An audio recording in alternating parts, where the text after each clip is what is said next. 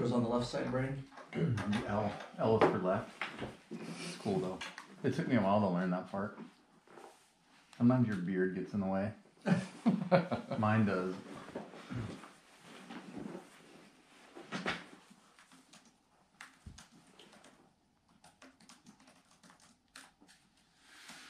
Test, test. Mic check, check 1, 2. How's your headphone volume? Beautiful. Good. Yours good? Good. Good. Okay. This is what, make sure. Stand by. That's not how it's going to sound. Okay, this will be more how it will be. There we go, now that we have the right levels. We already got people in chat. Are you in there, Oscar? Yep. Let them know we'll be up and running. We're just a little late. We'll be up in a couple minutes. I just want to test everything. Thank you, sir.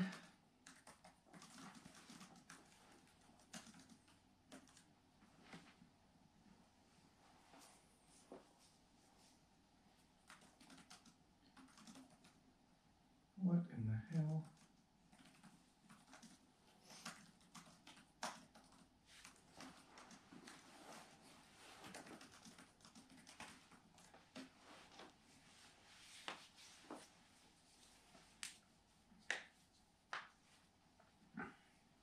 We can tell stories while we're waiting around. Yes. Oh, no one can hear us except each other. Those are, I already heard those stories. You got any new ones? Nope. Damn it. Not that I can tell though. It's cool when you get a beard hair stuck in the pop filter.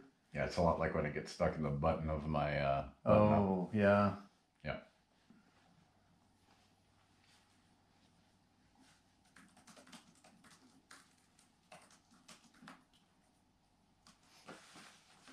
Okay, that's better. Guest only transition. There we go. All right, Brian. Let me see if you're in frame. Set up how you're going to sit just for a sec. Oh, yeah, we're live. They can like see you and stuff. It's pretty good. No, they can't see me yet. I got a face for radio. I was going to say I'm not even live yet, so they can't see us. Good, I'm going to put my nipples away. Perfect. Why did I show my nipple on the last? That was like the last one. I don't remember you doing. Yeah, I don't want to know. Yeah, you don't really want to know. All right, Brian, give me a mic check. Mic check, check, check. Okay, Oscar. Check 1, 2, check 1, 2. There's a lot of real fancy equipment over there. Oh. I'm not gonna lie, I'm a little freaked out. Yeah. There's a lot. It's a lot to steer the ship over here, let me tell you.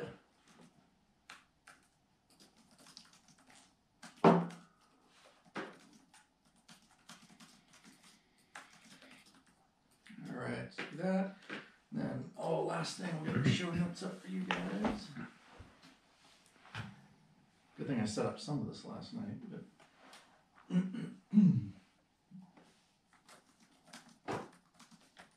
okay.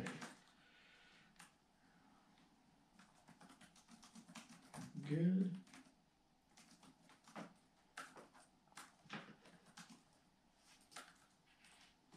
All right, we're gonna go live. And we'll make sure we got voice up and going here.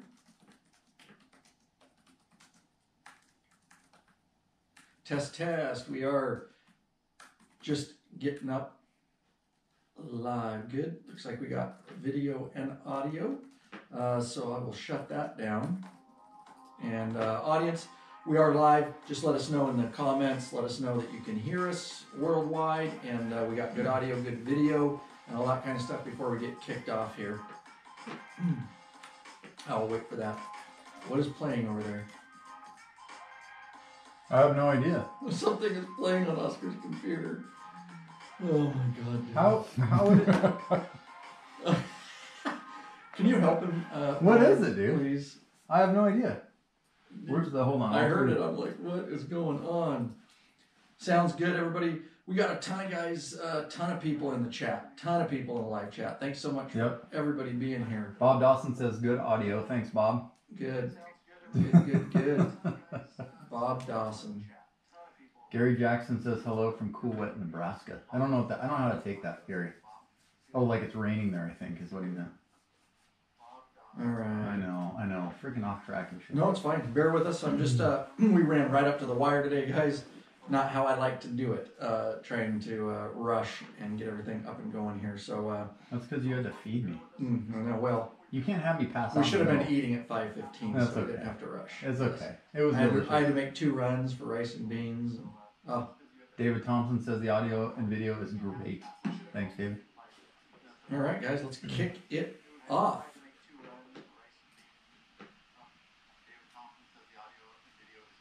Somebody's still playing. I don't know what that is. It's the video. You gotta pause the video. It's us playing back. You gotta pause the video. I thought I did pause it. Apparently, oh, I did not. I said I can That's hear cool. myself like 10-second delay. I wanted to watch the video. I get no love around here. I can't do anything right. All right, we got it figured out now. We got Oscar, the high tech, not high tech redneck over there. Love him though. Love him. That's All what right, I'm talking about. here we go.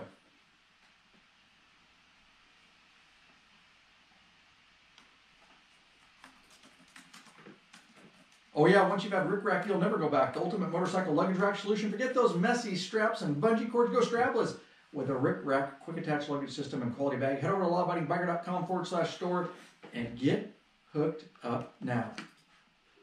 Oh, I think we got a voicemail to play. Here we go.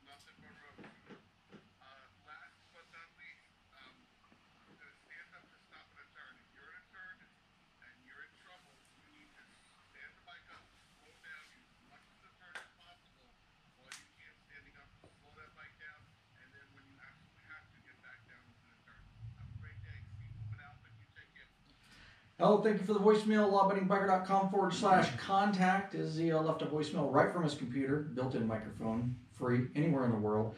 Thank you, Steve Castell from New Jersey. He's referencing Law Abiding Biker episode number 200, where we talked about motorcycle riding safety tips and dangers from a police motorcycle officer and instructor. And we went through a whole bunch of stuff. And some additional good points. And thanks for weighing in with some extra tips and tricks. I will say the only thing I'll add is on the corner. It's true. If you get in trouble on a corner, that is one technique. It depends how much in trouble you are, because if it's an emergency, then yes, you may need to stand it up. But I can tell you that after you practice, you can actually brake somewhat in a corner. Again, that takes a little practice and time on the courses, but you can do that. But yeah, if it's an emergency brake, I agree. You're talking about ABS braking only. Threshold braking in a corner with no ABS? No, we're not even talking that. He's just talking about. No, I know, but braking. you said taking practice to brake in a corner, like ABS, right? No. With a bike equipped with ABS. Either, it doesn't matter. I'm just talking about braking during while you're in a lean in a corner. It's not highly advised unless you practice it, because it's going to stand you back up somewhat. Yeah. So you have to lean in a little bit more, but it can be done. And we could go down a rabbit hole of trail braking and all kinds of stuff. But that's not what the episode's about. So we do appreciate the voicemail. Again, check that episode out. I think there was a lot of good stuff in there. So there we go. Right on. Love the voicemails. Absolutely. Love the voicemails. Hey, Bikeaholics. 03D has a wide variety of innovative products for your Harley-Davidson and a brand new line for your Honda Goldwing named Gold Strike. I love it, the gold. Affordable chrome lighting and cover products and CAN bus made simple with plug-and-play lighting systems. Head over to lawabidingbiker.com/store. Check out our full line of 03D products. what do you say we do this, Oscar, shall we? I'm excited. Here we go.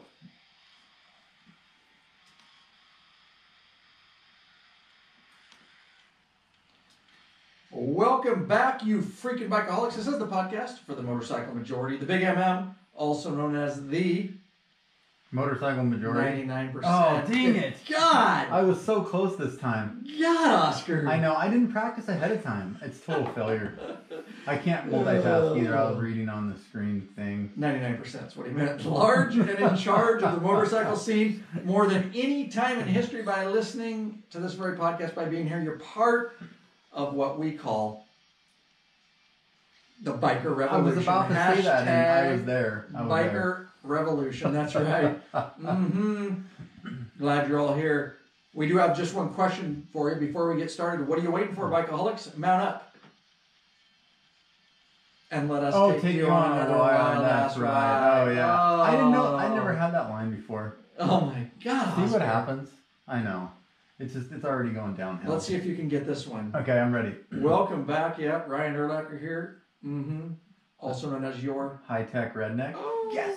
You got one. You got one. Here we are in the studio, and we've got a great topic for you. This is a live patron-only event, and all of you that are getting it in podcast format at some time down the road, you're months behind because these guys are getting it right freaking now. Not only that, we're going to do another episode tonight, but that one will be recorded, and even though it's not live, it will go on the back end of your patron accounts, so you'll get a whole nother episode probably by tomorrow at the times, that we're recording this. So a lot of benefits to becoming a patron member, and we're trying to always ramp that up. And so not only we're putting the live ones where you get to live chat with us and all that kind of stuff, and live right here, you're getting the next episode we're going to record at least months before everybody else is. We're trying to stay ahead of the curve. And don't forget, guys, 3 ways real quick. Make sure you check your patron accounts. We post there when we're going live.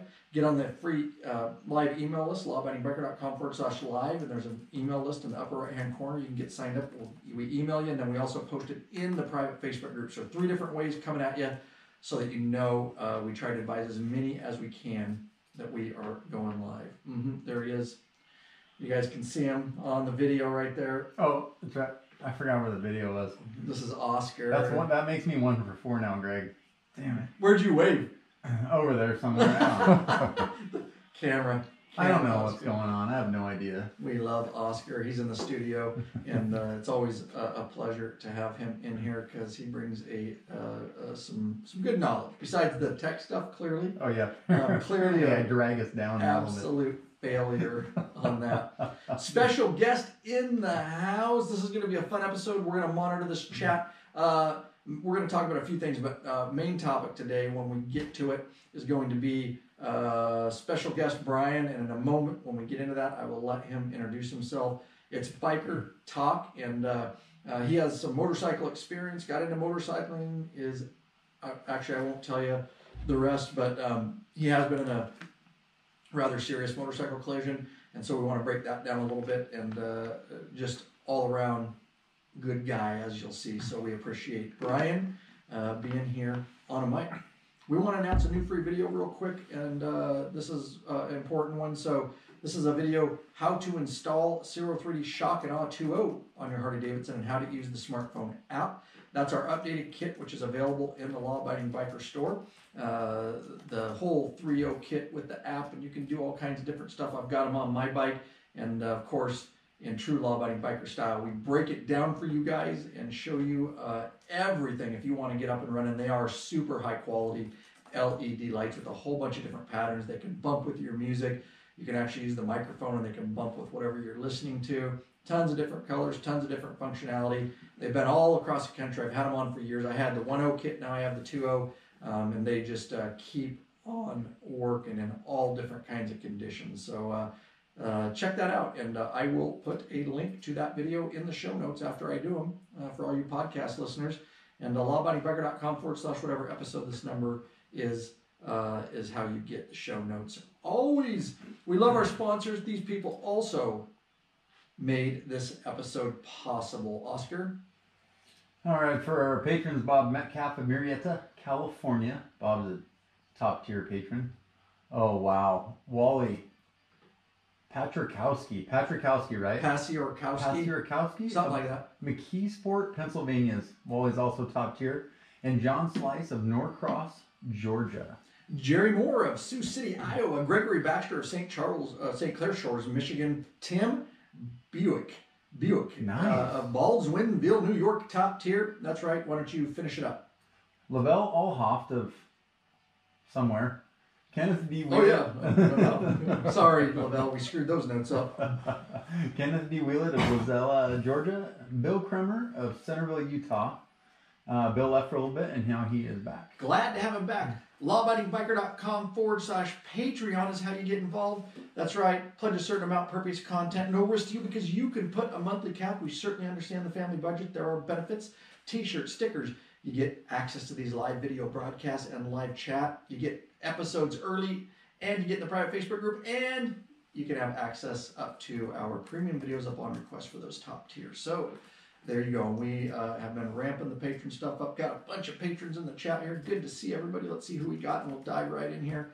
Greg Doncaster, Jackson Levitas. I hope yeah. Anyways, David Thompson, James McKinley. I like to just name a few. Rick Kemner in there. The Gucci Pilot. Kim Smith, the He's Gucci Pilot. I always forget who that is because it's a moniker. The Gucci Pilot, yeah. Charles Wilburn, Kevin Dawspat, yeah. Henry Happ. Nice to see, and I know I missed some, but we're going to be chatting with you. So we'll just dive right in. We got Brian here in the chair, and now, Brian, why don't you just introduce yourself just a little bit? Be willing to tell what you want about yourself. Yeah, so welcome everybody, first of all. I didn't tell you either. We were in such a hurry getting up and running that I didn't even coach you at all. So no, you got to be right in the mic. Your nose should almost be touching that filter, and it's a center fire microphone, dynamic, so you got to get right in it. Got it. All sexy. See, we talked about the beard thing already. Yeah, the beard's gonna get in your way. Don't get beard hairs in my screen. Just rub up on it. Just rub up on it there. It'll be fine. You guys are nuts. True. So anyways, I'm a transplant here in Washington. I grew up in Wisconsin, born in Minnesota. I'm a Viking fan at heart, Badger fan also, so I'm a little bit weird in that aspect. I'm actually the general manager for Best Buy here. And a part-time professional angler. So nice. That's kind of what I do. Tell us about your so Brian here, and I'll give a little history. Brian he's trying to get up and running and working hard at his YouTube channel. Go ahead and plug it a little bit in case there's some fishermen in here. Yeah, so if there are any fishaholics out there, Nine Toes Fishing on YouTube, just search that and you'll find me. I'm the only one that exists. Nice. And he's been working hard at it, so it was fun hanging out with him. We always he's a tech guy like me, because clearly I can't talk tech with Oscar, as you saw from the beginning of the show here, playing videos in the background. But no. These two talk tech and I get toy lost. I start staring at the clouds. Oh, look. But Oscar knows a lot about motorcycle mechanical stuff, so we all got our specialty. So going back, Brian, Brian is a neighbor of Oscar over here, and it's funny because when I first started Law Abiding Biker Media, we had been up and running for maybe 6 months at the time, so that was well over 6 years ago, and that's when I got introduced to Brian. And I still remember, I have some vivid memories of that, because that's when we didn't know anything, and I was running around with just an iPhone trying to film some stuff. We were just trying to help bikers like we always have. We've just taken that up several levels throughout the years, but I was doing what I could. And I just ran over, zero lighting, I'm sure I know some of those old videos are just horrid, but the information's there, but the lighting is horrible, the angles and all that kind of stuff. But I was over there in his garage. I still remember I was doing the heated hammock seat, and I was putting on the pigtail so I could power it, and I was running around trying to do it myself and film it, and Oscar was in the garage doing some other project. Yeah, we were doing several. Yeah, you remember that? That's when I met Brian. He came over, and it was shortly after that. Did you have a motorcycle at that time? I think I bought one just after, didn't I? I thought so. Yeah. Yeah. So this is just biker talk, guys, and I'll be monitoring the chat. But he's got some good story, I think, behind it. I don't know it because I haven't had a chance to really dig in, but I kind of told Brian what we're going to be talking about here. But why don't you just give your background in motorcycling, so to speak? Yeah, so I haven't been riding for a terribly long time. My first bike was I think it was like an '89 Vulcan. Badass bike. But I really enjoyed it, and I had gotten away from it for until I moved here, and Justin kind of brought that fire back, and then the rest of the story. What? So the '89 Vulcan, that was prior to marriage. So what about growing up? Let's take it way back, man. Whoa, Let's take little Brian. Oh yeah. Just let's dirt take it bikes. Way back. Let's go Yeah. all the way. That's fine. You had some experience growing up. Then you had the motorcycle fever. Yeah, I remember the first time I got on a dirt bike and cracked the throttle a little bit too hard and sent it out from underneath me. Oh, did that many yeah. times as a kid growing up. Yeah. The funny thing is, you can do that multiple times. Yeah. That is not apparently a self-correcting problem right away. It's not. No. I remember doing No. it multiple Oh, yeah. times. Those Oh, things yeah. have got some Mhm. balls, man. So did you have your own bikes, or did you ride neighborhood Neighbors. bikes? Yeah, me too. Because Yeah. we was two po. Yep. We was P-O-Po. I always wanted a motorcycle when I was a young kid, but no way in hell we could ever afford one. So I was have to jump on the neighbor kids and try to ride those behind my parents' backs. That yeah. sounded weird, like a little strange, bro. What So you had to part? jump on the neighborhood kids. Oh yeah, right, yeah. On his bike. Oh, We may have rode doubles too. We rode all over the countryside. You dude. were a handlebars guy. with weren't your legs out, because there's no passenger pegs. The dirt bike with the legs out, and just you know the picture, man. That's how we rode around. We were all over the countryside where we grew up. So yeah. So that's when you first got into them, huh? Yeah. And then when I moved back here, got to start riding again, and we can talk about the accident later on We'll or get to that, whatever. yeah. We're gonna work up with your motorcycle history and kind of why you got them and how you got into motorcycles, and we'll talk about that bike you had a little bit. It was just there wasn't anybody really that around me that rode. It had just always been a passion, I guess. Mm-hmm. I think the feeling you get when you ride is different than anything else. Nice. I agree. And so that's kind of why I started. I didn't have, Dad wasn't around growing up. Nobody rode motorcycles. It was just one of those things that I picked up and really enjoyed. So it didn't even really run in the family. No, not at all. Me neither. No. Which is interesting, because my dad didn't ride. I'm trying to think if even I really didn't have any uncles or anything like that really rode. So very interesting. Yeah. So where'd you pick that Vulcan up at? I bought that one in, I believe, Little Rock or Conway, Arkansas, I think, from a guy that was shipping out overseas and needed to sell it. So I got story, so I got a pretty good deal on it, and actually my wife went with me when I picked it up. We weren't married at the time, but when I picked it up, she went with me and brought it home. Yeah, why'd you pick that bike? Probably affordability at the time. That's good. It's a good answer. Yeah, call it what it is. Jump in anytime you want to, Oscar. Yeah. So no, I heard about the Vulcan, but only shortly, so I like listening. Yeah. So you picked that up, but what? So affordability, but what? I didn't even know that. Did you say 89? I think it was an 89 or a 92 or something. It was Motor-wise old. and stuff. It was a 750, I believe, at that They made time. like a 1400 and an 800 or something. Something like that. Yeah. They had two motors back then. That was Which one that did was you a have badass then? bike. It was the little one. Okay. Because I had just started riding. Like, that was really my first bought bike. And I didn't want to go crazy. Yeah. Smart. So did you buy it just for like local travel, or did let me ask you this, did the wife ride or the girlfriend whenever that transition was? No, she didn't. Really? How come? I don't know. What was your riding experience with that? I mean, were you just running local and short rides, or were you looking at just some cross country stuff? Nope, nothing long distance. Just all local stuff. I think the biggest trip I did was probably 150 miles. Yeah. Okay. How many years did you have that thing? Right around 3.5. Okay. What did you like about that bike? Or is it only what you didn't like? Affordability. Just affordability. Yeah, I think that was it. I'm trying to picture it. So let me go ahead. It was blue. 89. It was an 89 or a 92, something like that, somewhere around in that year. It's been Say the model again. Vulcan. Vulcan. That's right. Vulcan. Sorry, I was thinking of something. I want to say it was an 89. I'm going to pull it up. We're taking it back here. I started on an affordable, but my first bike was an affordable bike too. What was that? 84 Magna. That's right. I forget you the told me Magna. that I before. love that bike. The Magna, dude. The That's Magna. sweet. And I'm pretty sure you it know was what? a 750. It was. I was thinking of the Intruder. The Zuki was an 800 or 1400. Is that what it looked That's like? pretty much it. Nice. So it's got the It's a- passenger seat. Yeah. Yeah. I was picturing it. Got the little flare. They're a kind of whole class mini of cruisers. Indian fender Yeah. there. Yeah, they're good bikes. There's a whole class of cruisers in the 80s that all look like that. Yeah, it's true. It's true. Okay. Well, cool. You at some point you got tired of that bike or what? No, I got married. Yeah. And so Here, Greg Doncaster. that was my entry fee. That was your entry fee. Yeah. For getting married. Yeah. Dude, there's only a couple things when you're on Craigslist or you're in the cycle trader.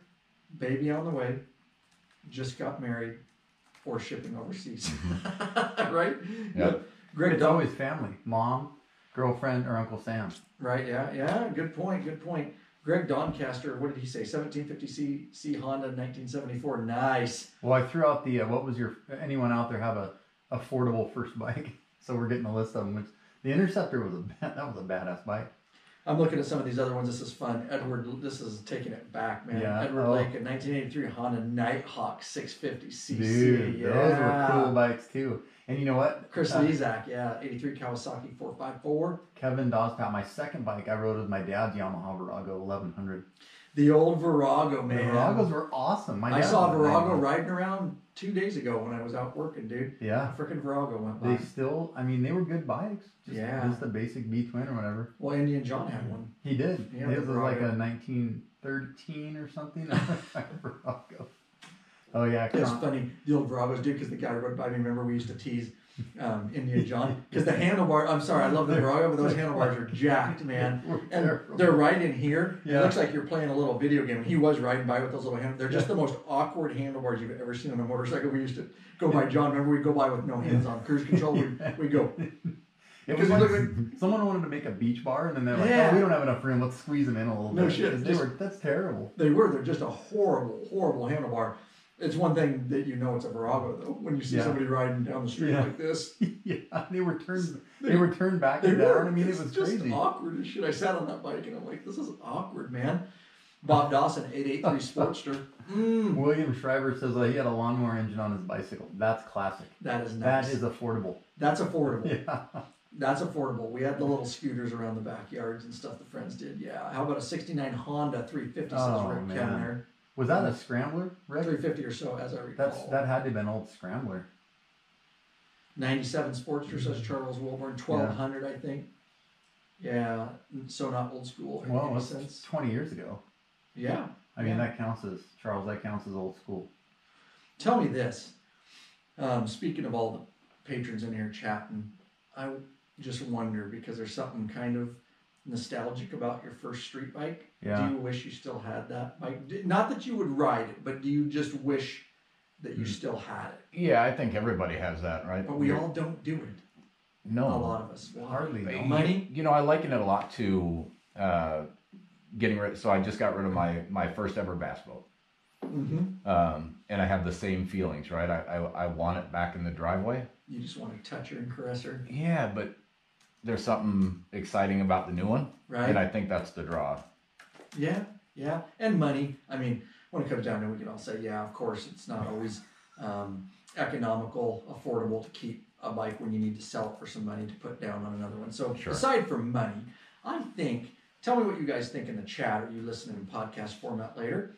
Think it out loud. There you go. We'll feel the vibe. But I think everybody, if you could afford it, if it wasn't a money issue, would you have kept your first bike? Yep.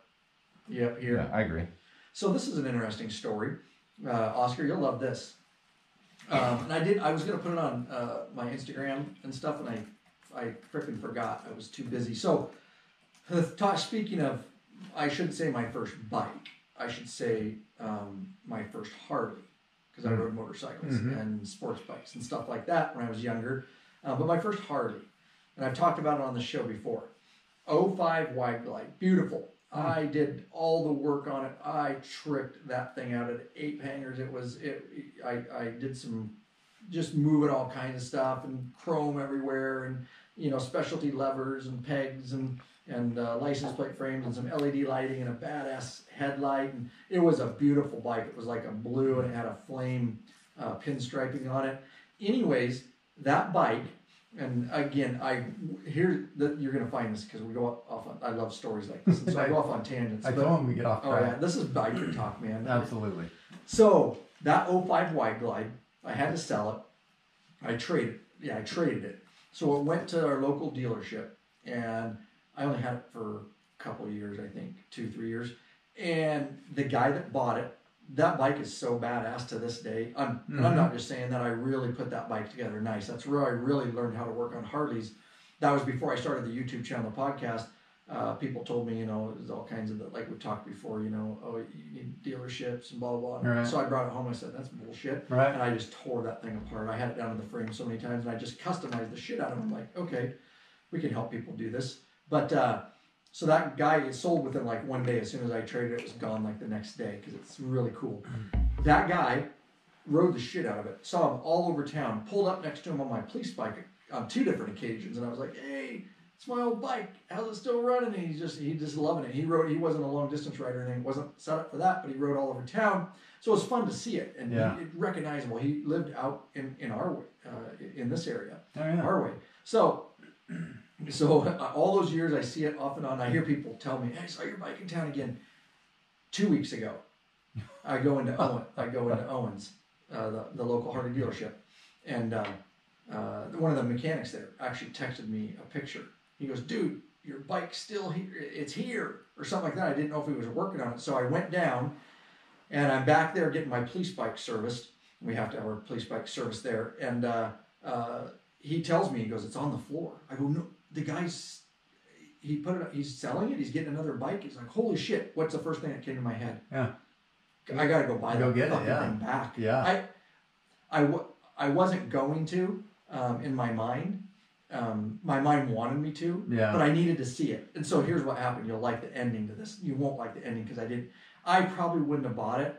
I really would have thought about it. The problem is, money, number one. Number two, could we really use it around here for any projects? Could I justify it? Probably not. But I just wanted to see it. And I don't know what I would have did. So I went out on the floor and I looked at it.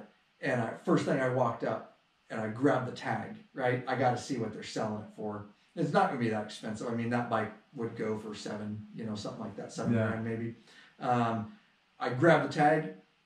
In there one day, sold, and it had a name on it. Holy cow! Wow. So I was like, it was kind of like a blessing in disguise. Do you know what I mean? Yeah, because you might have pulled the trigger. Ah, God, and I why? Because you have the room for it. I don't. Yes, you do. We need that room to film and stuff. We can put bikes this way and this way, and we can maybe get a lift. You're and bad. Put them up top. You're bad. No, you needed it. I'll find it for you again. Oh my God, dude! So some other local guy bought it, but that's awesome. It was a weird feeling when I saw the tag that was sold. I go, well, that's that. I don't even have to think about it anymore. Yeah, but right. that thing sold quick, and it looks, the guy has not done a fucking thing to it. Nothing. Because it was so tricked out, which was cool. Right. I like that because it was exactly as I left it so many years ago. It was like not an antique, but something, that was left in its original state the way I had it. So, yeah, he hadn't done one thing to it. He rode the piss out of it, had 44,000. I ran the odometer real quick on it, 44,000 or something like that. But there you go. There's my little story. Nice. Mm-hmm. So, see, we can completely get off. Oh, hey, yeah, Bob Dawson said, he sees the Garage Edition coming on. So the Garage Edition. We got room on this other side here. Tell Bob only if he paints it for free again. Yeah, I think he said that. He said, yeah. Dude, Bob's awesome. The first 2,000 square feet. 1,000. Right. It's just so ridiculous that first world issues, you know what I mean? Total first world problem. I know. It's $7,000. It's a lot of money to have a bike sit around and collect dust. The thing is, I don't even think we could get many projects out of it, for the channel. We try to buy bikes that we could actually get more videos out of, and I just don't know that I can adjust that. But we're going to get right back into it here. Hey, Bikeaholics, searching for new and exciting motorcycle products? Zero3D has just what you're looking for. Check out their wide variety of innovative products for Harley-Davidson and Honda Goldwing motorcycles. Zero3D's got your back with chrome and black parts, lighting, and other comfort products. No modifying, cutting, grinding, or welding, Brian, for an easy installation. That equals more time riding, less time installing. Zero 3D has a design team with over 40 years experience with a passion for design and innovation. Bus made simple with a plug-and-play lighting system. They pride themselves on great customer service. Got a question? Get in touch with them. Email sales@zero3d.com. Give them a call, 715-808-0027. Check your local Harley or Honda dealership. Ask for Zero or Gold Strike parts. That's right, a new leader has emerged, so check out Zero 3D's custom line of Gold Strike products for Honda Gold Wings. Help support us. Get your Zero stuff right out of our store, lawabidingbiker.com/store. And we actually shot, we'll talk about that at the end if we have time. We actually shot a Zero 3D video today. It kind of went haywire on us. I'll just leave it at that because I didn't have Rick send me the right parts. So it was not for Oscar's bike. It was for a newer bike. But awesome cup holder, guys. Passenger cup holders, and we've got the Zero regular rider. But this is for a two-ring. It actually installs in your trunk. We're doing an install video, but nonetheless, it will be coming out on the YouTube channel. But we do have them in our store, and it's an awesome solution for all you full two-ring guys out there for a very custom chrome or black Zero 3D beverage holder. It's universal. It's just like the one I've done videos on it before that I use for a rider one, but it doesn't. We have the universal that mounts on your bars, but we also have that custom one, and that's what we were going to film. But Oscar's got a 2013, and I accidentally had Rick, or I brought it up. It was actually my fault because I was down at the store and I grabbed it off the shelf, and it was actually for 2014 and on. So nonetheless, we might have one for a giveaway coming up. Ooh. Ah, there you go. We were waving to the camera. That's in awesome. the right spot this time. At the right camera. That's very good. That's cool though. That's very good. And if you see that GoPro behind you, you guys, if you're watching our guests over there, here, let me do this so you can see a little bit better. That is Brian's GoPro. He's going to do something. He's filming it, even though I'm filming it. He's filming it for where it's like filming squared. He's going to do something with it on your channel or something, or Yeah, I think so. I'm not sure what to do yet with it, but we'll you're figure it out. learning. Yeah. You're learning, or he already knows. You just get the footage. Yeah. You may or may never do anything. I have a lot of footage that I've done of our stuff, and it never goes anywhere, but I have it, and sometimes it's useful. And this one's getting behind the scenes footage because It's like B-roll. It's behind us. Yeah. It is. It's a very good angle. Really, like it. really. It's got me right. I don't even get a frame. freaking chuckle. I heard you. All right, let's dive back in, Brian. So the Vulcan, and so the question is, you sold that at some point. Yeah. And that was, we already know why. So how many years did you go? And tell me about that experience, because I went for a couple of years when I was a young man without a motorcycle, and about killed me. So tell me. Almost 8 years. Oh, dude, how'd you live? How'd you live with yourself? Well, it's. I guess when you're as busy as I am most of the time, you don't find yourself thinking about it as much as other things that are going on. Like we had just had babies and moving and relocating with the company and doing all the things that we had to do. It was easier to not have to think about it all the time. Yeah, what did you think about it? Because I can tell you, when I went a couple of years, I literally, because you already said it once, just the feeling and the freedom, it's kind of a shrink for a lot of us in the community. It's our go-to shrink for me to de-stress. And I'll tell you, the couple of years I didn't have it, I shit you not, I woke up with some dreams of like riding, passion, just that feeling, like dreaming and waking up going, oh, never mind. I don't have a bike, because I missed that bad, and I literally dreamed about it. Weird. Yeah, and I filled some of that gap with competitive fishing. That absorbs almost every waking minute that I'm not at work. Mm-hmm. Fish for tuna? You fish for tuna? Yeah, oh yeah, big tuna. You a tuna man? Big tuna. Oh, like him, caught him for the day. Sorry, you knew that was coming. But it takes a tremendous amount of time between my practices, my pre-fishes. Like as it sits right now, I wouldn't have time to ride anyways. Yeah. So you went 8 years, but at some point you got back into it. You met the old law-abiding bike crew filming in Oscar's garage, making a shitty, grainy, low-lit film like I used to do. But at some point you got the bug again. Yeah. Well, there you go. Talking that mic straight in. Yeah, so I kind of got the bug again, like you said, and talked to the wife a little bit, asked her, she agreed. And green light. we went and looked at one and bought one. Again, an affordable one. Right. It was a nice bike though. Yeah. It was nice. Yeah, I thought so. So you got the green light. How long from green light to purchasing? Because there's a green lights only last so long. When I tell guys, because I've seen guys, they're like, dude, you got the green light. Oh, I just don't know if I don't know if I can buy. Dude, you got the green light. You know that green light's going to turn red eventually. So you buy while you have the green light. All the husbands. Oh, maybe the ladies too, if they get the green light from the husband. But yeah, go for it. Yeah, it was probably a month. Maybe it's a long green light, bro. Yeah, maybe a little less. I wanted to look around and find something that was that just fit what I wanted at the time. I didn't want anything crazy powerful. I hadn't ridden in a long time, so I decided just to ease back into it and find something that I felt comfortable on. And what is that? It was you remember what year that was? Oh, was it a 90? Yeah, early 90s. Yeah, 95. 95, I think. 95 Honda Shadow VLX 600. VLX 600. Let's look it up. I gotta look. Wasn't I it know what it Shadow? looks like. Shadow VLX, yeah. Yeah, Shadow. Yeah. Shadow VLX 600. Is that it right there? Looks just like it, only mine was kind of a purplish That bluish. was that blue color of that white and blue one right there. Yeah. Right here? Yeah. Let's pop that up. Yep, just all that bluish color. Such a nostalgic bike. Such a Isn't it, though? Yeah, they're great. We're looking at it now, you guys, on Google, the images, but they're pretty cool little bikes, Honda Shadows. I've known quite a few people that have the Honda Shadow. It's like a super entry level, cheaper. You can get into a motorcycle a lot cheaper. Yeah, for right? sure. Yeah, and so it was a 600. Yeah. 600. All right. Very cool. And did you pick that up brand? Well, no, because it was used. Used. Where'd you get it at? I think it was here in Sela, actually, if memory serves me correct. Yeah, I think it was here in Sela. Like a private? Yeah, a guy. Yep. What'd you get that bad boy for?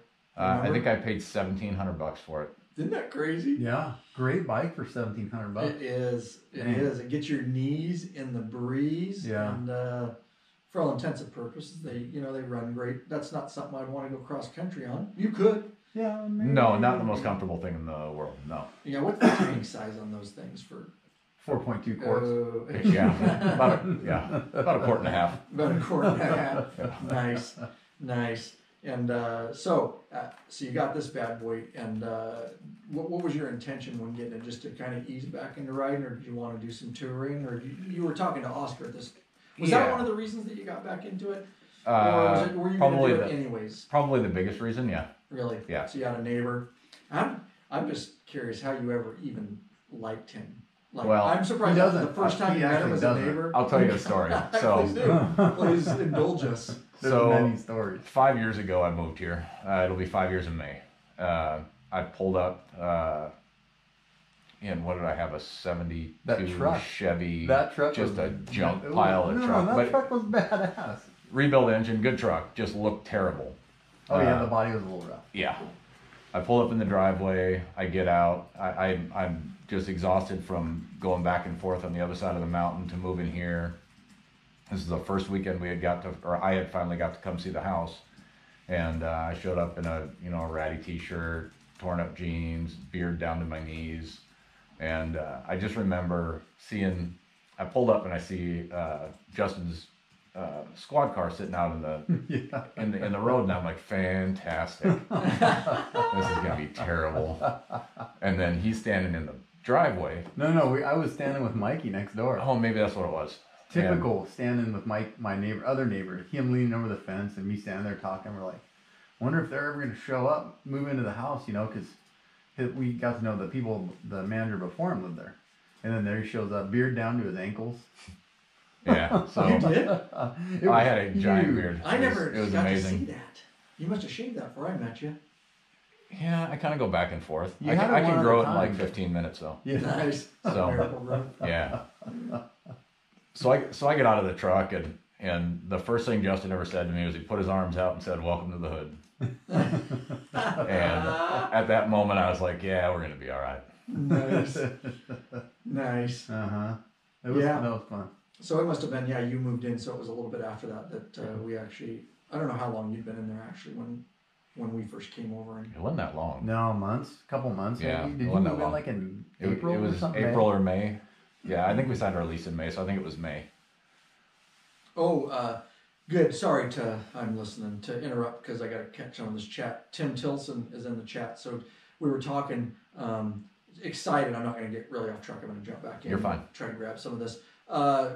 We're coming up on our patron meetup ride, which is it's closed down. No more entries. It closed on April 20th, 420. There you go. Oh, really? Right. Toke it up. And it closed, but it's all, and Tim Tilson actually is making all the shirts. He designed the logo. You all know, if you're signed up for it, we're corresponding with you, but it's going to be a great event, Salt Lake City in June. And again, it's closed for sign up, but everybody that will be there now. It's a great big turnout. And it's going to be badass. And thank you, Tim Tilson, for getting those shirts hooked up. I can't wait to see them. And everybody over there that's helping me. Yeah, it's awesome. It's awesome. All right. So moving on. Actually, let's do this real quick, and then we're going to dive in. Unless you had anything else. No, go ahead. Okay, and then we'll finish it out here. Are you searching for the easiest and quickest detachable luggage system for your motorcycle? Rick Rack has just what you're looking for. Forget all those frustrating straps and bungee cords that can come loose and slap your paint. Check out one of Rick Rack's awesome quick attach strapless luggage rack systems. This father-son team designed something really special. You can't find it anywhere else, guaranteed. Yep, these guys ride, so they truly understand the needs of bikers. The Rick Rack quick attach system is strong, durable, and secure with a lockable system. Also, check out their full line of quality touring bags to accompany your quick detach system. Once you use Rick Rack, you'll never go back. What are you waiting for, Bikeaholics? Head over to Law Abiding Biker store and get hooked up now. That's lawabidingbiker.com/store. And Oscar is the recipient of a Rick Rack system. Love that thing. Loving it because absolutely. That video's out on YouTube. And that's the video. Oh, that's the video. That's the is video. If you guys haven't watched it, somebody finally figured it out. It took days for somebody to finally comment. I did a challenge on it, on who could figure out. Yeah. There was all kinds of things like, oh, you cut and you put that screw in before this one, or it was a different screwdriver, and everybody was looking for it. It was actually hard for people to find. We did, so the video was over where my bike is right there in the shop. I had a table with my back. Oh, that's right, the table. I had a table and I was doing a Rick Rack with my back to this window. And so I came in here and I would lift up and I would peek out, like stand up, and then I would lift. But it was, I had the lens on that gives a lot of depth of field, so it was really kind of blurry. So it was really kind of, it was great. It was very subtle. You had to, it was very subtle. Yeah. You had to look, and the guy that figured it out and I forget who it was, and I'm sorry if they're in chat, said, and I think it's Oscar. Yeah. And I go, yes, he doubled it. That was pretty impressive. So if you guys haven't seen that video, it's kind of funny. It's actually a good video on the Rick Rack system, but there's a little bit of fun in there too. Yeah, it's something different. People were really trying to figure that out. My kids thought it was real creepy too. My youngest it thought is, it's creepy. Goes, Daddy, is that you? I'm like, yeah. She goes, that's really weird. It was just creepy because it was all slow. And he'd just go up and he would just look around. And then he would turn his head to the left real slow, and then he would just slowly go back down out of the window. And I'm talking the whole time. So we have a lot of fun around here, Brian. We got to keep it real. All right, so this Honda Shadow, and then we're gonna get into current, and we're gonna get into the collision a little bit. So you start riding with, and then we're gonna wind it down. You start riding with Oscar. You get a little more serious about riding. Okay. Yeah. Yeah, it was our. That was actually the first ride we ever took together. Yeah, but you had been out already. Remember when I pulled you over? Yeah, he pulled me over for no reason all the time. That's bullshit. I was following him, and I'm like, I think I know who that is. You know, because I would use your neighbor, not mine. I would use the roads around the back part of the house to ride around and practice on corners and do all that kind of stuff. And every time he'd be out there on Yakima Valley Highway, he'd pull me over for no reason. Nice, dude. Sounds like Oscar. That's true. It is. Yeah. Yeah, that was. I think that. Yeah, because you wanted a little while to kind of practice. And, yeah. So that was probably our first ride where he and I went out together. Good. Yeah. So you had been practicing and all that kind of stuff. Where were you guys trying to go that day? What was your ultimate destination? I don't think we had a destination. We just. No. We were just going to go out for like an hour, and so we took the heights down, and we were going to end up down in Natchez and then come back the highway back home. So it was just like it would have been, like a nice hour, leisurely kind of slow pace ride. Okay. So you guys saddle up. Were you? I can't remember. It's been a while. Were you single? You had a passenger. No, I was single. You had a passenger. You had your daughter. Mm-hmm. Yep. So Oscar had a passenger. You didn't. And was this now? If I remember correctly, you were going up the Natchez Heights grade, right? We were going. We were on Natchez Heights grade. No, we were on Natchez Heights Road. Okay. Oh, you were on the Natchez Heights Road. Some of the local Bob Dawson and the locals here will know what we're talking about. Yeah, that's a nice. It's a beautiful road. It really is. Yeah. Mm-hmm. And at some point, are you following? Yeah, I'm following. Just tell a story in detail about what we're doing here, what you're thinking, why it happened, all that kind of stuff, and just explain it down. It's because it was a fairly substantial collision. Yeah, it's tough for me to put it all into perspective, right? So this was, I guess 3 years ago, right? Ballparkish anyways. Yeah, 15. Yeah. I think so. Yeah. So maybe 4 years ago. Yeah. I don't remember the exact cause of why I left the road. I do remember coming around the corner. Corner to the right or left? Corner to the left. Okay. And I don't know if I know I hit some sand or something. I probably overcorrected, and just shot right off the road. It all happened so quick. And when I'm trying to play it back in my mind, it's hard for me to understand like what happened that caused it. Right. We weren't going very fast. No. Because you went around it. Well, yeah, I can tell you what you did. I remember there was I don't know what caused it, but there was 2 huge grooves. So this corner. That's right. There was, yeah. So you know what I remember? Yep. So coming around, there was a big, almost like I remember, almost like a trailer had come down and hit the blacktop and dug it out. Okay. Uh-huh. So gouged it. So as I'm coming around, my tire kicked out of that into some sand, and I couldn't recover from around the corner. And so what ended up happening was there was a big boulder at the end of, I guess it was a driveway? Or was it like an entrance to a field or something there? It was like an entrance to that orchard. Yeah, so I hit the rock head on. Damn. And I had tried to... so you're on your bike, obviously. You didn't go low side or high side. No. You just straightened her up. Straight right on it. I think I had tried to bail at some point, but I was too close, and I had hit the boulder head on. The bike flipped up over the top of me. I went straight forward through a fence, landed on my hands and knees. The bike landed, I don't know, 20, 25 feet in front of me. And then, of course, Justin turned around, and it was a pretty scary moment, I'll tell you. Yeah, man. Any of those stories, I always just think back in my head, trying to visualize it, You weren't able to obviously dump any speed before. You weren't able to get on the brakes, or maybe a little, or maybe a little, but I mean, it happened literally from that point to that rock was probably 25 feet. I mean, it wasn't very far. So you basically went over the top of the handlebars. I'm pretty sure that's what happened. Basically, yeah, I'm pretty sure. Did you do a flip? No. Or do you think you just flew like? I think I flew. I think the bike flipped. Okay. Because I remember the bike landing on the other side of me in the orchard. Yeah, right. And I remember landing on my hands and knees. And then Justin came up and asked if I was all right. And oh shit! I'll never forget that. Did you see it in your rearview mirror? Yeah. So you watched the whole thing? Yeah. Damn, that's a scary thing to watch. Because I've seen that before. Twice Similar collisions. Yeah. It's a shitty feeling. Yeah, so I threw my helmet off, threw my gloves off, and... Mike. Good. Sorry. That's right. And Justin came up and asked if I was okay. And I said, yeah, I think I'm okay. And I kind of looked at my arm and I was like, oh, no, I'm not okay. I think my bone's hanging out.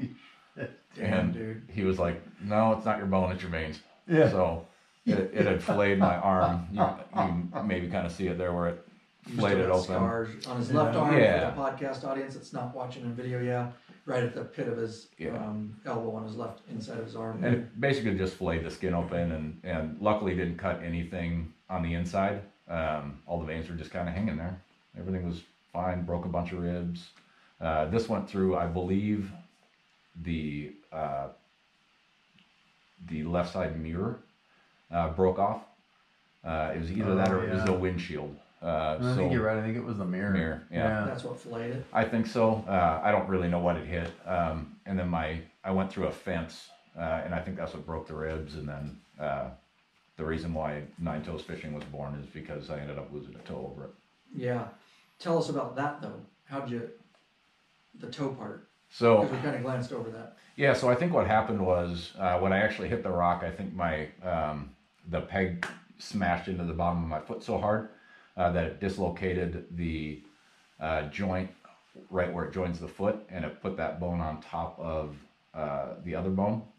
This sounds horrible. They didn't catch it during the initial hospital visit when I was there. They were more worried about, internal bleeding and broken ribs and all that stuff. Right. So I didn't go back to the doctor for like 4 or 5 months. And he said, he goes, well, I found out why your foot's bothering you. And I said, well, good news, bad news. He goes, well, kind of both. Good news is I can see that it's pretty messed up. And the bad news is it's pretty messed up. So I went in for surgery and they pinned it back together. Didn't really work. So I remember you going through all this. Yeah, like a year and a half later, I got to the point where I couldn't wear a shoe anymore. It was just hurting so bad. My foot the toe was pressing up so high that I was just putting too much pressure. So they ended up cutting it off. Damn. The birth of a fishing brand. Yep. Something good comes out of something bad. Yeah, true. Yikes. True. Do you have any, how about this up on your arm? Did you have any surgeries on that, or they just stitched it up? No, just stitched it up and cleaned it up and perfectly fine. Okay. So how's that with the toe, like for balance and stuff? So what do they do with that? Your pinky toe doesn't provide any balance. Okay. It's your big toe. Okay. But it is very weird to still feel a toe that isn't there. Really? Yeah. They say that. Yeah, I've heard that from amputees. Goat's brother who. Oh yeah. Leg, and he says that they get. Do you ever get like phantom pains in it? All the time. That's such a weird phenomenon. And especially being on my feet all the time. So, you take an average tournament day, I'm on my feet in the boat for 10 to 11 hours. And those are the days where it's the worst. Really? Oh man, there's nothing you can really do for the phantom pains. No. The way I understand it, you just bear them because they just come and go, right? Yep. You can take Phantom Advil. It helps out. Yeah, always a solution. We get loud. I get a little bit because we talked about it off and on a whole ton of times. Yeah, I've never actually. I've heard bits and pieces from Oscar, but it's always nice just talking to the guy. Obviously, what happened to the bike? Did it total it out? I got an even better story. Yeah, we gotta go. Yes, all right. Wait. Okay. Can we tell this story on the air? Yeah, I don't think anyone that might have that bike is listening. No. Oh shit. Okay, all right, go for it, dude. This is the best. We wouldn't admit it anyways. No. Okay. All right. So, as far as the bike goes, the bike actually fared pretty well. Front rim, where it hit the rock, was completely just caved in, just smashed. And then when it landed on its tail. So, what is that part that bent? Was it the frame? The frame. Okay. But it wasn't really the frame. It was like the. It's swing like the. Yeah. It's it's irrelevant. Something bent. It's how we fixed it. That's funny. I can't believe we did this. Okay, go tell the story. All right. So you still got that Chev too? Is the statute of limitations up on this? I don't know if there is one. I don't know. So yeah, I still had the Chevy. Okay. I had the old pickup because that thing weighed like 7,000 pounds. And then we had my wife's Captiva. So I remember hearing I thought we used my truck. Did we use the Captiva? I think we used the Captiva. Yeah, because I left it overnight. I just kept tightening it down. Henry says rear subframe. I think he's probably right. I think it was a rear subframe attached to the swing arm. Okay. Yeah. So it wasn't the actual Henry. frame and neck. So Yeah, no, the frame was fine. It was that subframe that Henry's talking about. Yeah. So it was bent a little bit. A little bit. Yeah, a little bit. So what did we do? So what we did was we attached. What is that jack thing? This that would you have been a have? great. A come along. Yeah. You guys didn't tell me about this for a lab YouTube video, dude. Oh, we should. A bunch of rednecks. Oh, dude, this is as whiskey tangos. Oh, it's terrible.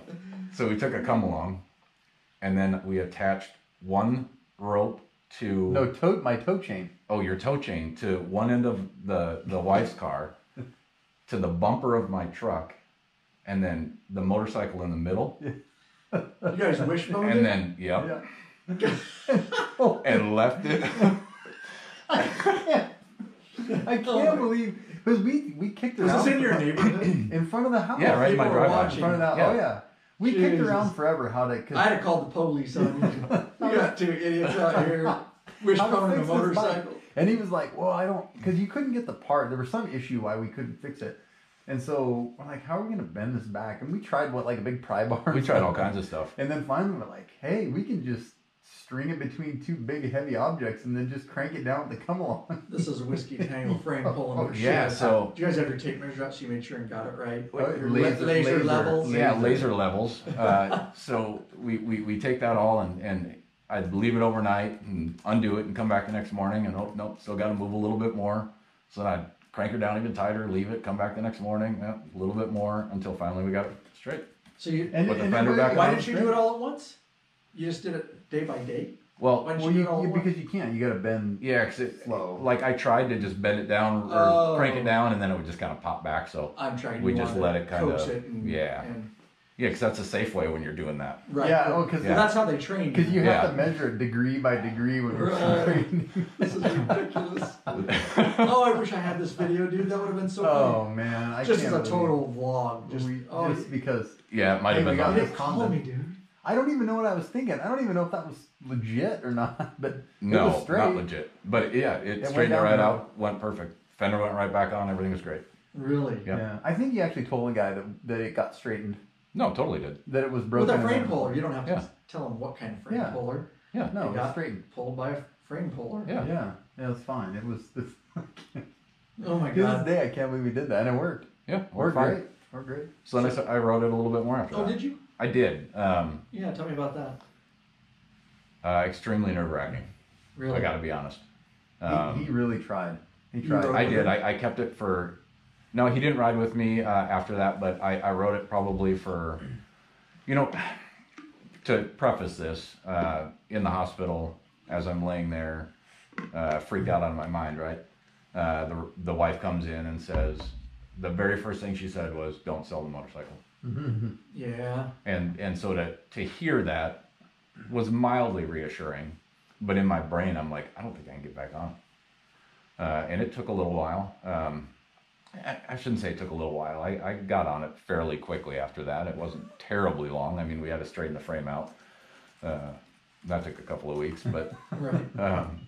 I got back on it and I rode, but the feeling was different. I rode scared, and I knew that was the moment that I probably should not do this, because it could probably lead to worse things. So yeah, you did, but you know what? He get a lot of love because he tried, and we talked about it. And he went out a little bit, and it definitely vetted when he was done. Like, I know it for sure. There's no lingering thoughts, and so that's pretty cool. Yeah, riding or scared can definitely be even more dangerous. For sure, you know what I mean. Yeah. If you can't get back, I think that's with anything, not just motorcycles, right? Yeah. I can relate that to a lot of different things. So Gary Jackson said that your wife's definitely a keeper, or she significantly increased your life insurance. Probably a little of both. No, honey, keep the bike. We're up to 600,000 now. It'll be fine. Nicely done. We're gonna do this, and then we're gonna wrap it up here. This is awesome. We love our patrons. We want you to become a patron because we will get to know you better in the private Facebook group. We'll get to do these live broadcasts and chat. But hey, if the only way that you can support us right now is through a flat donation, we never balk at a flat donation. We appreciate it. Gary Zimmerman, Corey Kaiser of Mercersburg, PA. Yeah. Oh, this Christoph Franzak of Jafo, Poland. Josepho, Poland. I think you got Josepho. All right. Nice. There you go. Worldwide, guys. lawabidingbiker.com/donate if you want to leave us a flat donation. It helps put a little fuel in the Law Abiding Biker gas tank so we can keep this thing heading on down the road. All right. They might stock the fridge with a few beers too. It's either fuel or beer. One of the two. They're both fuel. Yeah, fuel they are both fuel. That's right. And the fuel mind. for the body. Oh yeah. And we appreciate that, guys. So riddle me this there, Brian, as we take it out. You sold the bike, apparently. I did. Yeah. How much did you sell it for? Did you get what you... More than what I paid for it. It's awesome. Good story. Good story. You did a little bit to it when you fixed it up. He fixed it all up himself. I was pretty impressed because I didn't know he knew anything mechanical or whatever. And he just ordered the parts and found What'd you do stuff to it? I mean, major. Or just... I really didn't do anything major to it. I just fixed everything that was broken. I thought you changed Did the exhaust. You did exhaust. There you go. I mean, yeah, it's you good did stuff. something else. I can't remember what else I did, but I've been a mechanic before I was a GM for Best Buy. I was a mechanic for years, so I know my way around most engines. Gotcha. He helped out today. Helped out today on the video. So as we let's wrap up chat, and then we're gonna wrap this episode up because I do have a question. But let's see, Space Dust. Oh yeah, you know it. That is still Evan, my favorite. Evan Simone Enco. I always have a trick. Sorry, Simonenko. I'm terrible with names. Simonenko. There you go. Yes, one of my favorites too. Space Dust for sure. So, love having you guys in the chat, and it was fun to reminisce about the different motorcycles we had. But I've got one question for Brian before we close it out here. And don't forget, we got the patron event, guys, coming up. And like I say, it is closed, but we're going to have a ball in Salt Lake City this year. And it's going to be a 7-day ride for me and Oscar. Yeah, I can't We're wait. going to see the North Rim of the Grand Canyon. It's a massive Nothing like North Rim in the summer. Dude, this event's going to be big. It's going to be good. It's every year they get bigger, and this one's big. I'm so excited about meeting all these people. You see them on the interweb, and now I have a face to put to it. Yep, absolutely. Just awesome. And so, let me look at this real quick. Give me just a second. Oscar, after what was that first bike you had? A 1984 Honda Magna. And what after that? Then a 1984 Honda Magna. And then a 1984 Honda Magna. No, I did. I had two back. Oh, you did? Okay, I thought you were not just back to teasing. back. No. I had the V45 and then I got the V65 later, and then my 06 Ultra Classic, and now 13 Ultra Limited. Nice, dude. Yeah. And you didn't keep one of them. No, I did. I actually kept the V65 that my wife got me in 2010 for my birthday. I kept it as long as I could, but I realized I wasn't riding it ever. I loved that bike, but so I needed room in the garage. I wish I would have kept it. I still regret it to this day. See, I know it, dude. We all regret that. So, yeah. So I was just making sure there was no new emails. But yeah, Tim Tilson doing the shirts, and Carl Quist has been integral, a part of. He's my main connection over there. Let me look here and make sure he hasn't emailed me on anything. But I'll be reaching out to you guys, of course. Yeah, no, nothing new, but thanks, Carl Quist. He is the big organizer over there in that area, and we rented a place that's going to be awesome for the meetup, and rented it'll be a great turnout. We're still working on exactly what we're going to do for food, but it's going to be there. And the ride that we're doing, the day ride, is just phenomenal. So I'm just dreaming about it every night, and meeting a bunch of people that I've only met online. So the question is... Wait, hold on one second. Darren wanted to know, the Gucci pilot asked if you could do a quick primer for your video on the live wire. I don't, like just a quick, like, it's going to be great or something. Sorry, I don't get the question. I'm looking. Can Ryan do a quick primer Primer on the live wire. Sorry, I'm not exactly sure what, maybe he typed, but I already did a live wire video.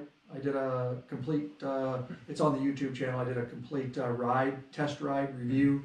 Make sure you search the YouTube channel. It is on there. And we did a episode. Oh, podcast. I actually released the video long before we did the podcast. It's been on the YouTube channel. It's got a ton of hits, but it's a complete review. So hopefully that answered your question.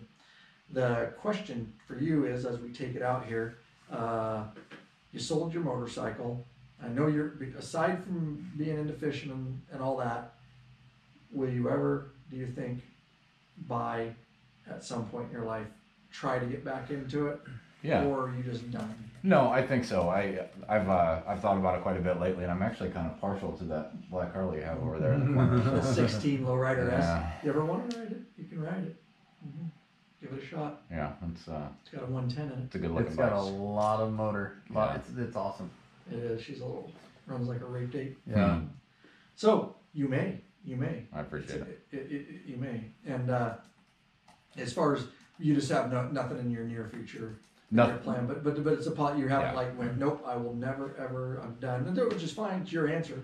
No, I want about to it. again. I think for me, being out of it so long and after everything that happened, I'd probably go through one of those courses and just get comfortable again and make sure I take my time before I hop back on. Right. And there's probably some good, well, to build confidence, you could always do like a rider's course too, or something like that. That may help. Yeah. Right, Oscar? Yes. What are you laughing I was about? falling asleep back there. No, Evan said electric bikes cause women to put their panties back on. Oh, geez. Yeah. But if you already have a ton of kids, then maybe that's a good thing. I saw a meme about that. Somebody, oh, that's an electric bike or something like that. I saw a meme. I think it was in our private Facebook group or something like that. But nonetheless, Brian, thank you so much for stepping up to the plate and grabbing a mic and just awesome. Biker talk. These are fun episodes, guys. I love doing them. I love the live chat and interaction. I do really like to get backstories, and just everybody's got we've done quite a few of these types of episodes. We've done some with patrons and other people, and not too long ago we did one with Rick's dad, Big Daddy Kane's dad. It hasn't aired yet, but we did it. The patrons have seen it because it was live, I believe. We did. Did we do? No, we didn't. Oh, but I posted it in the back of. We didn't do it live, but I posted that video, that episode in the back of your patron account, so you do have access to it. I think I posted a couple episodes that we did that day in the back end of your patron account. But nonetheless, thanks guys for being here. Thanks for being live. And we will be doing another episode, of course, and I will post that in your patron account so you'll have access to that. We got a couple, for that episode, we got a couple cool voicemails about some emergency braking. We're going to talk about a little bit of used oil analysis. So look forward to that episode, you patron members, and all of you regular podcast listeners. Months later, you'll still get the content. You just gotta wait for it. So there you go. What'd you think, Brian? Had a good time. I appreciate it. Good. You did great. Awesome, dude. I do want to say, before we take it out, call to action, guys, lawabidingbiker.com/store. Those cup holders that we filmed today, really awesome, guys. I've been using it. Went on our trip last year with it, the year before. Zero 3D, we've got them in stock. I know Big Daddy does because I stole one off the shelf. Shh, don't tell nobody better email Big Daddy and told him I stole one. Just tell him I stole the wrong one. That's the problem. Oh, yeah. I stole the 14 and up, and I needed a 96 to 2013, so we got halfway through the video, and we were like, oh, okay, this isn't going to work. So I got another one coming because we're going to get on Oscar's bike, and we'll finish up. I'll save the footage I have, and that's what we do around here. We'll integrate it, and we'll get that video out to you. But it's a really cool passenger cup holder that it kind of custom mounts, basically. It's got a Zero 3D arm and ball head, and I think it's pretty cool looking. We've been getting rave reviews on it for those of you that have been over to the store to order it. A lot of you knew we had it, even though we haven't really promoted it all. And of course, your regular perch mount cup holders or your universal bar mount cup holders. We've got them all, guys. 7/8, 1 inch, 1 1/4, all that kind of stuff, guys. Make sure you select the right one when you're over in the store, because black chrome, there's a bunch of decisions you got to make in the drop down. But nonetheless, thank you all for being here. I'm just running through chat as we go out, make sure there's nothing. Gary Jackson, thanks for all you guys, to Oscar and Ryan, great show, good laughs, good. Yeah, looking forward to SLC, Salt Lake City. That's right, Gary, absolutely. I didn't show my nipple this time either, so that's good. He did. He was going to eat a cupcake in front of you guys. Oscar was, and I said, the only reason I said no is because he would crumble it all over the Law Abiding Biker carpet. Food in the carpet. I mean, carpet in the. No, basically. I know how you shut me down, dude. I would not have spilled. And you probably just shouldn't be on the carpet. Dude, right. I know, that's probably true. That's true, yeah. And I told him, I said, that's not the worst thing you've done. You've shown a nipple before. Oh, yeah, that's right. And we can't figure out why. We're out of here, guys. Peace. All right, we're still live, and thank you so much, guys, for being here, and hope you have a wonderful week. Around here, the weather is amazing. It was amazing today. I did a Cinco de Mayo event on my police motorcycle. It was a Cinco de Mayo parade as of course, today, and man, rode down there, and I didn't have to wear a coat for once, and it's supposed to be like 80-something next week. I heard next weekend. So the weather was beautiful, and just get out there, get your knees in the breeze, do some riding. And thanks for your continued support. So happy to have you as patron members. Don't forget to be checking your patron accounts, because we're posting this kind of stuff. And the next one we're doing early for you patron members. All right, peace. We're out. Peace. All right, we're off the live stream, boys. That was a good chat today. Very good. That was a lot of fun. Never know where it's going to go. See, I didn't even know I was going to tell my white glide story. I was like, that's right. Good job, dude. That was fun. Yeah, that was a good. Take an intermission. Yeah. Get what you need. And